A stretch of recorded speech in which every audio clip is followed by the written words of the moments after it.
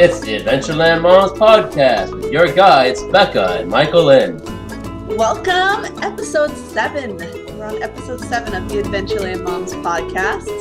I am your co-host, Becca from Love Our Crazy Life, and I am joined by Michaelyn from the Mouse Tools Mom. Hi! Today we're going to try and branch out a little bit and talk about some different things. Oh, but first, this isn't on our agenda, but I'm going to show you. Look, there it is behind me. It's so pretty. I made my own version of the Disneyland Hotel Headboards. I'll even turn the light off. Hold on. Watch. I'm gonna have to. Can you see it? Here, I'll move my. I love it. No, you have to do like you have to play the song now. Like the dream is a wish your heart makes. Like, oh, you have to play it. Yeah, or whichever is. Yeah, I don't have any music on it, of course, because that would have been a little too complicated for me. Yeah. But yeah, I made that. There's a link on my blog on how to make that, so go check it out if you want to make your own. So just something fun I'm all excited about. I like it. I love it. My son tried to take it. First he didn't want it. He's more into like Minecraft and that kind of stuff. Even though he doesn't play Minecraft, he's into it somehow. But he's like, oh no, I don't want a princess headboard. And then when he saw it and that it lights up and how cool it is, then he wanted it. Of course he wanted it after you set it up behind his bed and everything. I know. Like, oh, that's so cool, Mom. And then you're like, no, it's mine. Yeah, exactly. Yeah, I put it with his bed to do to show how it can be used as a headboard. And yeah, when he saw that, he's like, ooh, I want it. I'm like, nope, it's mine. It's getting hung on the wall. So I love it. I would have made one for my own bed, but I didn't want to tackle a queen size one on the first try. I was like, not sure how this is going to turn out. My husband will kill me if I waste like $100, $150. Anyways, it cost me only $60 at most to make this. And you could probably make a queen size one for around $100. So, yeah. Anyways, that's awesome. Moving on. While I was working on my project, you went on a little adventure with your family. You went to Muir Woods. Yeah, we got a little stir crazy. It's been raining like craziness out here. I know it's been snowing where you are, but here it's been rain everywhere. Just rain, which is a lot less pretty than snow. So finally we had like a free day. It was like, the sky is open and parted. The sun was out. It was gorgeous. It was a great day. We went over to Muir Woods, which is just north of San Francisco. It's on the other side of the Golden Gate Bridge. We went over there and saw the redwoods, and it was beautiful. We just had a nice family day, just hiked around for a bit, and it was a really good time. It was definitely really needed just to get out of the house. Yeah, we're getting stir crazy here. So I'm sitting here planning, like, if I could fit like 30 vacations into spring break, I would take them, because that's how many I think I have planned in my head now after this winter. Yeah, I'm a really good vacation planner. I'm not a really good vacation payer for her.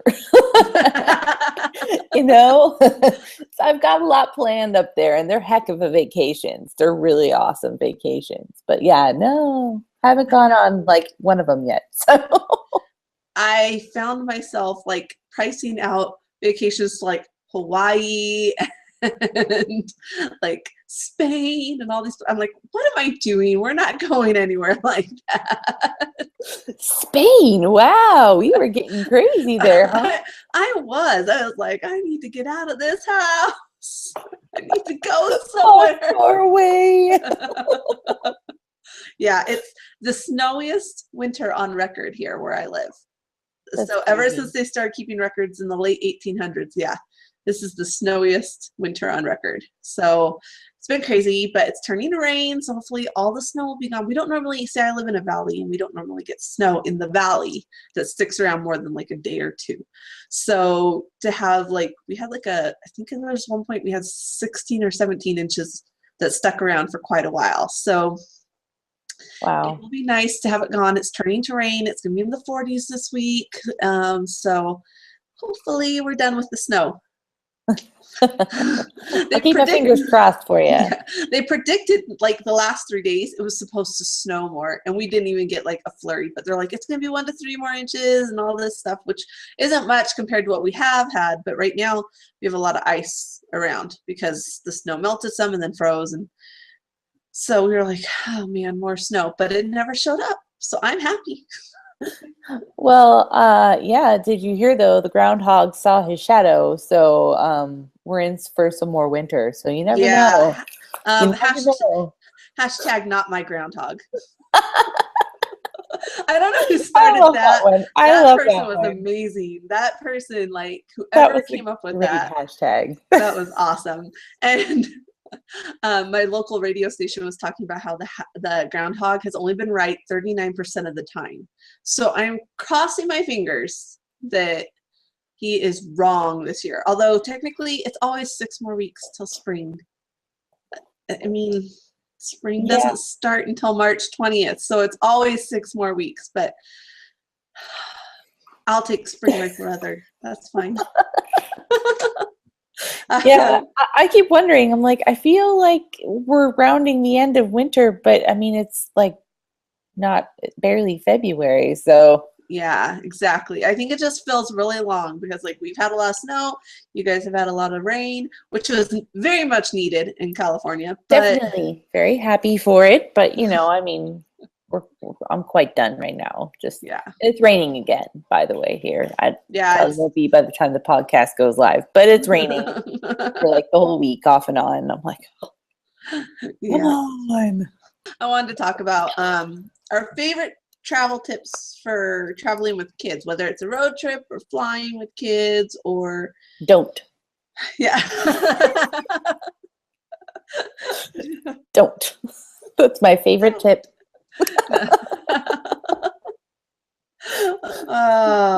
Not really. Yeah, I mean, it would be easier, but I think you have to remember that the end, well, maybe not the end result, because the end result's a trip back home. I know. So, favorite tips for traveling with your kids. So, mine is to drive when they're sleeping, if at all possible. Like, when we go down to Disneyland, it's drive time is like 14, 15 hours. But of course, with stops, it takes, and kids and the stops, it takes about 17 hours. So if we can do that overnight, that's great. So we actually do. We drive overnight, and that's a huge like lifesaver there, because they sleep like also for 4 to 5 hours of the trip then, because we leave at bedtime and then we get like to Vegas for breakfast, eat breakfast, and then we go of all the ghetto places to I shouldn't say ghetto of all the places to go. There are some fancy places in Vegas, not ghetto. Well, okay, we're in North Vegas, so, and I swear it feels like we're in the sketchiest neighborhood ever that we stop. Well, don't stop there. Why do you stop there? You did that on yourself. Why do you stop there? It's like, where's the sketchiest place to stop? Ah, yes. Okay, well, here's the thing. With the Vegas, we stop in North Vegas, and what we do is there's like a Pilot gas station right at the exit, and it's like the only exit that has reasonably priced gas, and by, I mean, it's like we don't feel like driving all the way to South Vegas, to actual Las Vegas and stuff. By that time we're like, okay, we need to get out of the car. But we go to the Pilot, and then about 1.5 miles down the road is an IHOP, so it just works out perfectly because everything's on this one road that we get off of. But you get down to by the IHOP, and it just feels a little sketchy. But after we eat and we get the kids dressed in the IHOP bathroom and everything, we go to Walmart just so the kids can walk around and get some energy out and things like that. And so we spend like probably 30 to 45 minutes at Walmart. And we always buy something so we're not the loiters and stuff like that. But yeah, so that's our thing. Is then they only have like a 4 to 5 hour time frame when they have to be awake, and we still stop one more time in there, but it really saves us. So that's our big tip. And we do it by, like, we rotate who drives. Like, Mike comes home from work, he sleeps until right before we're about to leave, and then he drives overnight, and then I drive, like, usually around 3 or 4 in the morning. We'll switch and I'll drive and he'll sleep. And then he likes to drive the last like hour and a half to get there, because there's that big hill you come down in the valley. He likes to drive that. So yeah, that's our big tip. So what's your one tip that you tell people about traveling with kids? With traveling with kids. Well, I don't know. I definitely, we like traveling at night, but when I do it by myself, I go during the day. Just because me driving by myself with the kids at night, it still just does not seem right to me. It seems a little scary. Yeah, it's a little scary. And if you're like me, I actually don't like driving the highway or the freeway at night. So. Yeah, the freeway in general, because I have to shoot down the 5 to get to Disneyland, and going down the 5, it's long, lonely drive. There's nothing there. So it puts me to sleep in general. And then in the dark, it's really putting me to sleep. So it takes a lot for me to stay awake. But as far as tips with kids for me, because when I drive during the day, I'm very specific and deliberate about my stops. I stop once. That's it.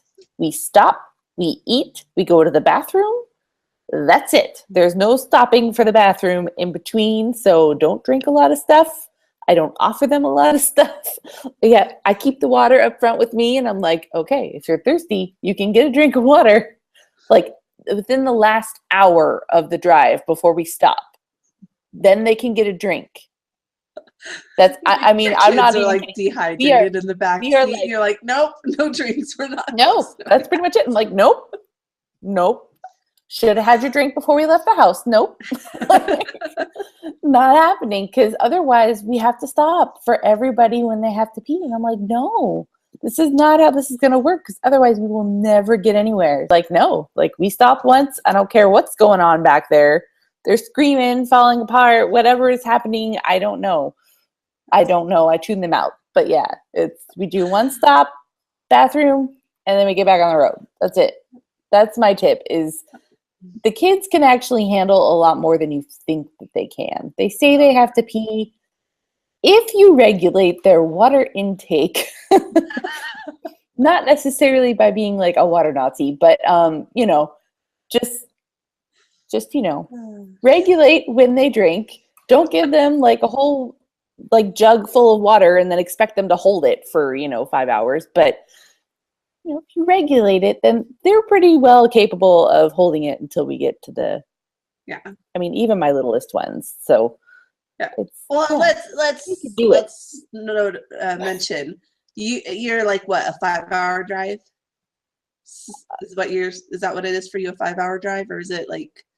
If we don't hit traffic, the actual driving part would be 5 hours. Okay. But it's usually between 6 and 7. With a stop and some traffic. Yeah. So it's not like you're like driving like 5 hours in between stops. So no, just to put that out there. We drive 3 hours and then we stop and then drive the rest of the way. And see, that's how my family was growing up, is like we didn't stop very often. You had to learn to hold it, and we drove overnight. And that's how we drive too, is we don't stop very often and we drive overnight. Like when we drive up to northern Idaho to visit my husband's family, we do one stop. Like before we had kids, we did no stops. It's a 5-hour drive, and we just drove it straight. But with kids, of course, 5 hours is kind of a long time. So we do one stop right in the middle, and that's it. So that's how we do it too. Makes it easier. So yeah, it's definitely a lot easier. And being that we do it a lot, we do that drive quite often, because like I said, my family's down in Orange County. We do that drive a lot. So the kids are very used to it. It's not like a shock when they get in the car and they're like, no water. We're like, no. Yeah, and I don't Just know the if way you're it's like always us. been for them. So Yeah. Oh, if you're like us, you know where you're gonna stop. You have it all planned out, and it's all perfect and everything like that. And you go to the same gas stations, the same restaurants. That's what we do, anyways. yeah, All right. exactly. Okay, so this week, we both write on our blogs, and then we participate in a group of bloggers called the Blogger Rail. That writes a lot of stuff about Disney, but about other things too.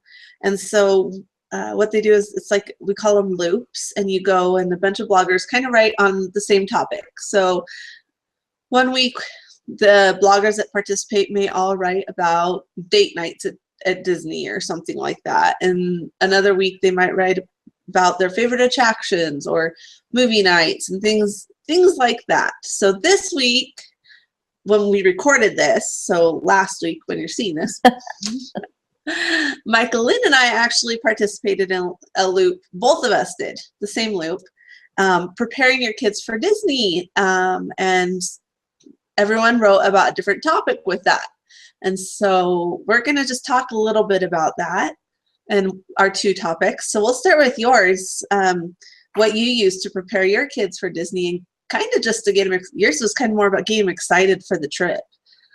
Yeah, I mean, it's a lot about getting them excited for the trip, but it's also about, so that they're not really fearful of certain things that may come up, like characters and such. But my tip is to use YouTube to prepare your kids. I mean, it definitely gets everybody excited. It gets me excited. I like watching YouTube. What you can do is you can use it to watch ride-throughs of maybe rides that they've been scared of, that they've been scared to try. You could watch ride-throughs. A lot of times you can Google rides with the lights on, like people who've ridden through Space Mountain or something with the lights on.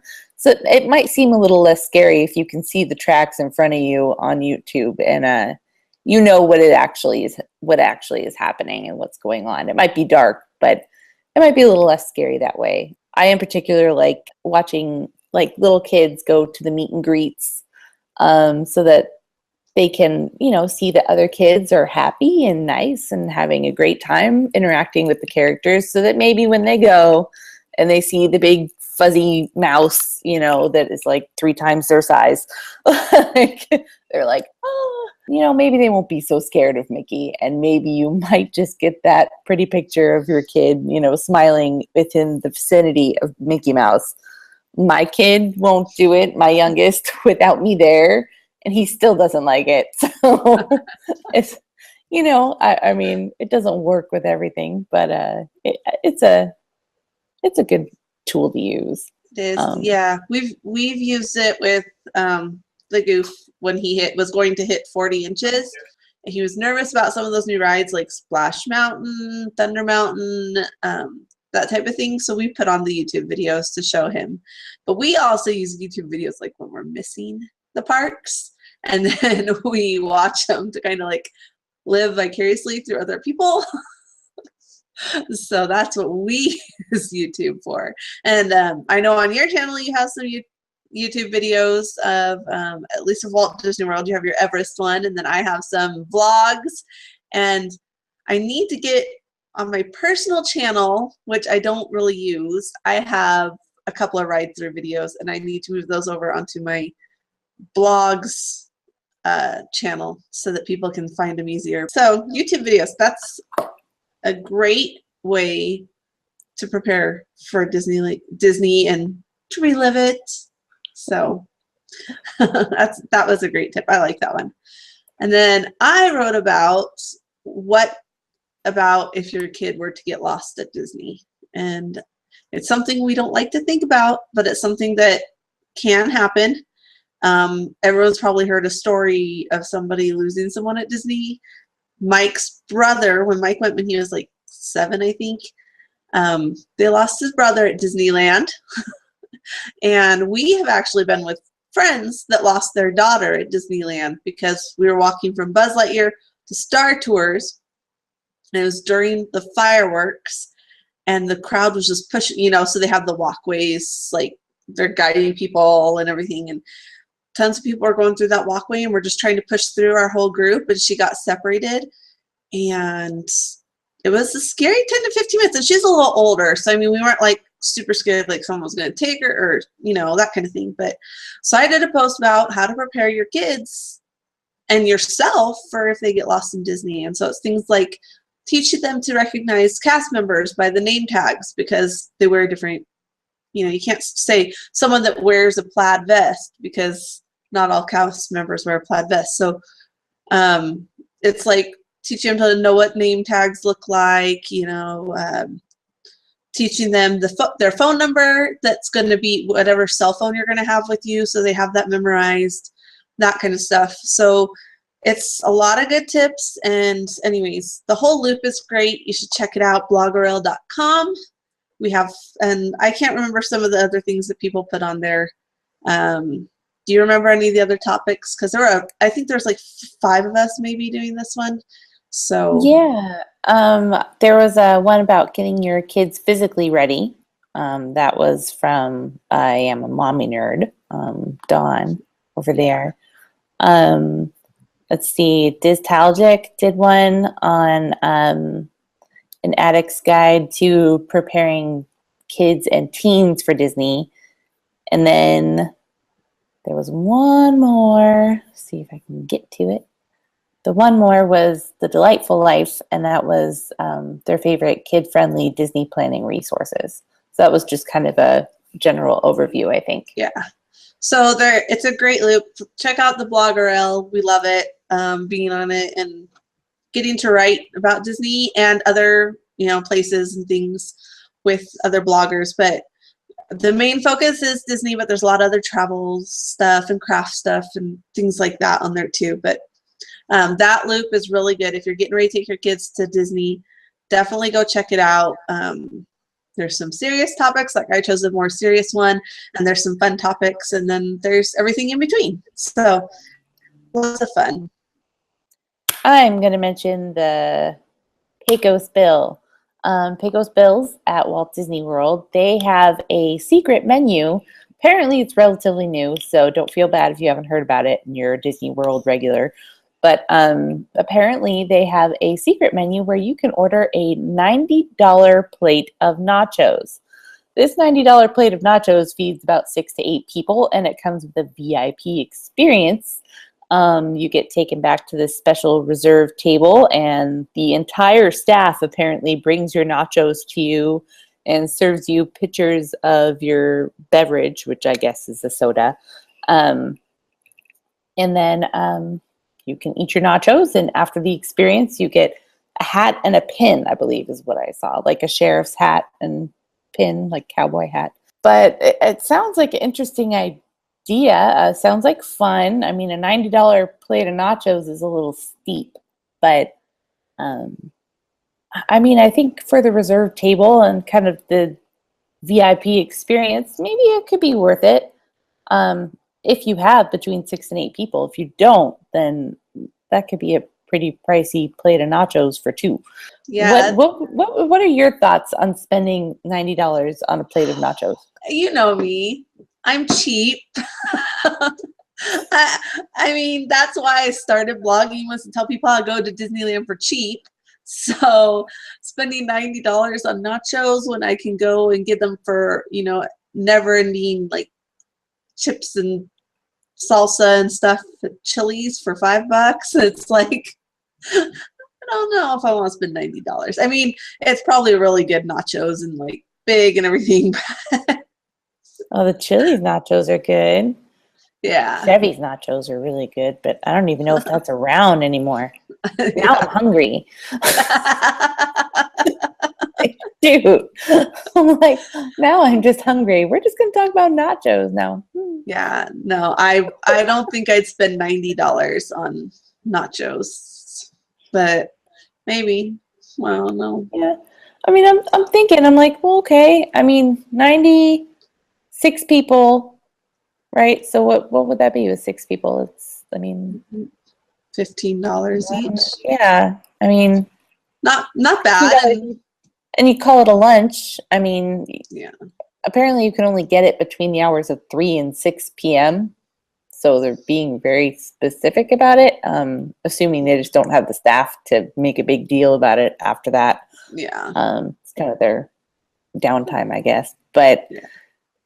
I mean, $15, you call it a meal, and with 6 people, I mean, I guess maybe, but still a lot of our 6 people are pretty tiny. So even though they can pack away some food if they're hungry.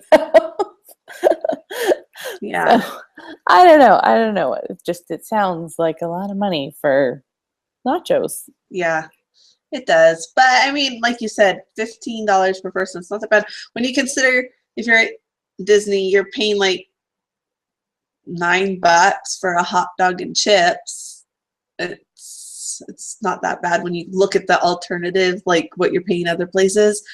Yeah. So that's not too bad, I guess. But yeah, I mean, for your family, it might be a little different. And I mean, honestly, even for us, it's still kind of like maybe, because I don't even know that my whole family would eat the nachos. But if you have a good group of like 6 to 8 people, like they suggest, that are, excited about nachos, then I'm excited about the nachos. But I just think of is it Homer Simpson that they had one time? Nacho man instead of macho man. I don't know. I don't even know if that's who it was.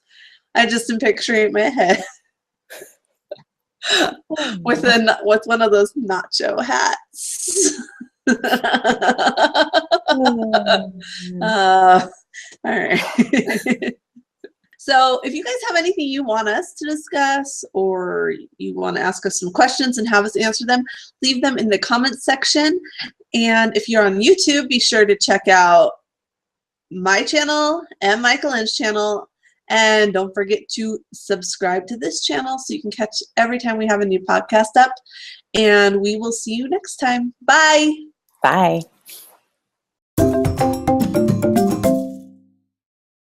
You're the comical entertainment. Because you also comic relief. Yeah. Yeah. There's just things that you probably think I will edit out, and I don't, or I put them at the end so that everyone can see. I'm your reward for watching the whole thing. Yes. Hey, reward is important. It's like, I mean, think about it. You're not going to eat a healthy dinner if there's not going to be a great dessert after, right? Very true. Tiramisu right here.